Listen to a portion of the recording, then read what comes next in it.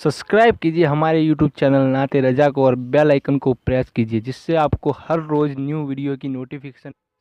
तबलीगी जमात का कयाम क्यों अमल में आया? तबलीगी जमात के बानी और अमीर का नाम है मौलवी इलियास कांधलवी। कांधलवी साहब की जिंदगी पर अली मियां नदवी ने किताब लिखी है दावत तबलीग। उस दावत तबलीग के अंदर अली मियां नदवी ने लिखा है कि मौलवी इलियास कांधलवी साहब कहते थे कि मैंने तबलीगी जमात जो कायम की, लोग ये समझते हैं कि अल्लाह रसूल की बात करने के लिए कायम की, लेकिन हकीकत ये है कि तबलीगी जमात का कयाम इसलिए अमल में आया कि मौलवी अशरफ अली थानवी साहब की तालीमात को आम किया जाए, तालीमात अशरफ अली साहब की हो और तरीक़ेकार मेरा हो। ये उन्होंने साफ लफ्जों में कहा। आप देखना चाहें, महा किताब है अपने पास, वो नहीं है, उसको लाइए और यहां मरकज पे रखिए और बताइए। अगर आप देखना चाहेंगे तो किताब मंगा कर बता दी जाएगी। इन्होंने साफ लफ्जों में कहा कि लोग ये समझते हैं कि मैंने अल्लाह रसूल की बातों के लिए कलमा नमाज फैलाने के लिए बनाई, नहीं, कहते हैं कि मैंने अशरफ अली साहब की तालीमात को आम करने के लिए जो है ये जमात बनाई है कि तरीक़े कार मेरा हो, भोला बाला अंदाज, और असल तालीमात किसकी आम हो? अशरफ अली साहब की। ये है, और आज वो चीज इनकी जबान पर आ गई, और जो इनकी जबान पर आई ये आजकल की नई बात नहीं है, ये अंदर से लोगों को गुमराह करते हैं। अगर ये सिर्फ नमाज रोजे की बात करते तो बताओ कि फिर जमात में जाने के बाद आदमी जब वापस आता है तो वो फातिहा के खिलाफ क्यों बोलता है, सलाम के खिलाफ क्यों बोलता है? जब वहां सिर्फ नमाज ही सिखाई जाती है तो आने वाला हुजूर के सलाम का मजाक क्यों उड़ाता है? अजान से पहले अजान के बाद दुरूद पर मजाक क्यों उड़ाता है?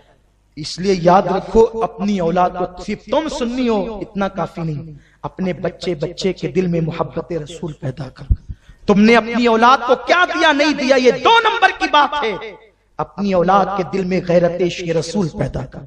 हमारे मरने के बाद हमारी औलाद मोहब्बत रसूल और ताज़ीम रसूल पे कायम रहना चाहिए। जहां अल्लाह की बारगाह में दुआ करते हुए तुम दौलत मांगते हो, नेमत मांगते हो, दराज़ी उम्र बिल खैर मांगते हो, वहां ये भी मांगो अल्लाह हमारी औलाद को ताज़ीम रसूल सिखा, मोहब्बत रसूल अता कर, इश्क़ रसूल अता कर, गैरत इश्क़ रसूल अता कर। हजरत सफीना ने कहा, ए अबुल हारिस नहनु मौला मोहम्मद सल्लल्लाहु अलैहि वसल्लम, मैं मोहम्मद अरबी का गुलाम हूं। फिर पता है हदीस में क्या आता है? कुर्बान जाएं। इमाम सयूती फरमाते हैं, शेर ने जैसे ही सुना, शेर ने अपनी दुम ऐसे झुकाई जैसे कुत्ता मगलूब होकर दुम झुकाता है। आपने देखा कभी 2 कुत्तों को मिलते हुए? मेरी नजर इन सारी चीजों पर भी होती है। मैं जानवरों को भी इबरत की निगाह से देखने की कोशिश करता हूं। आप कभी भी 2 कुत्तों को देखना, जब दोनों कुत्ते दुम उठा करके मिलेंगे तो उनमें लड़ाई होगी, लेकिन जब एक कुत्ता दुम झुका कर मिलता है और एक दुम उठा कर मिलता है तो लड़ाई नहीं होती। इसलिए लड़ाई नहीं होती कि वो कुत्ते ने अपने आप को उसके सामने मगलूब कर दिया, बोला कि भाई मैं लड़ने नहीं आया, मैं तो बस ऐसे तेरे इलाके में घूमने आया।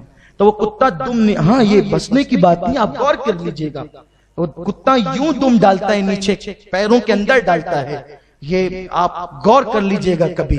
तो यानी वो कुत्ता इस बात का सबूत देता है कि भाई हम जो है वो छोटे हैं, आपसे लड़ने नहीं आए।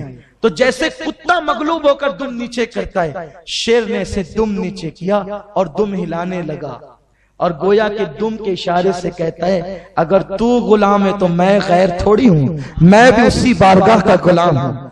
और उसने कहा मेरे पीछे पीछे आ। हजरत सफीना उसके पीछे पीछे गए और वो शेर ने ले जा करके हजरत सफीना को काफिले से मिला दिया। अच्छा, क्या सफीना को ये नहीं मालूम था कि मैं अल्लाह का बंदा? अरे रसूल के गुलाम होने से पहले तो हर आदमी अल्लाह का बंदा है।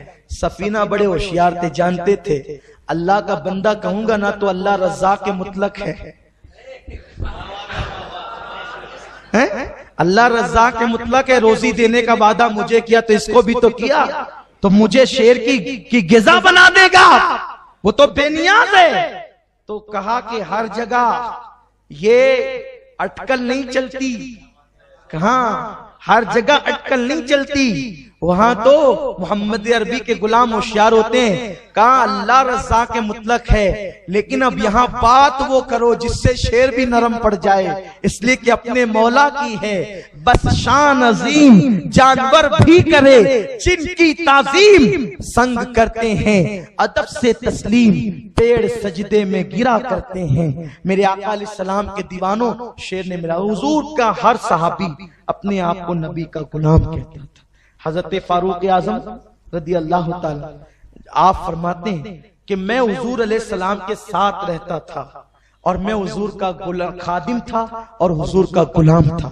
اب مجھے سمجھ میں آئی یہ بات کہ جب یہ درود پڑھتے ہیں نا، اللہ رب محمد صلی اللہ علیہ وسلم نحن عباد محمد صلی اللہ علیہ وسلم، تو ان بھائی بننے والوں کو تکلیف اس لیے ہوتی ہے کہ یہ نبی کا غلام اپنے آپ کو نہیں سمجھتے، ان کا دماغ اتنے چوتھے آسمان پر ہے کہ یہ اپنے آپ کو نبی کا غلام نہیں سمجھتے۔ آپ کو بتاؤں، اللہ اکبر، جناب جبریل کہتے ہیں یا رسول اللہ میں آپ کا غلام ہوں، اس لیے کہ غلام بننے میں عافیت ہے، اور اللہ نے ان کو پوری کائنات کا آقا بنایا ہے۔ ارے جناب آدم، موسیٰ، عیسیٰ علیہ السلام اپنے آپ کو میرے نبی کا خادم کہتے ہیں، عاجزی اس کا نام ہے، غلامی اختیار کی جائے۔ لیکن جن لوگوں کو انگریزوں کی غلامی کے لیے پیدا کیا گیا ہو، وہ رسول اللہ کی غلامی کا دم کب بھر سکتے ہیں؟ اس لیے لوگوں ہوشیار ہو جاؤ، آئندہ اپنے کسی بھی بہن بیٹی کا رشتہ بدعقیدوں کے ساتھ طے نہ کرو۔ رسول پاک کا ادب ایمان کی جان ہے، جس دن تم ادب سے دور جاؤ گے تمہارے ایمان کا طوطا اڑ جائے گا۔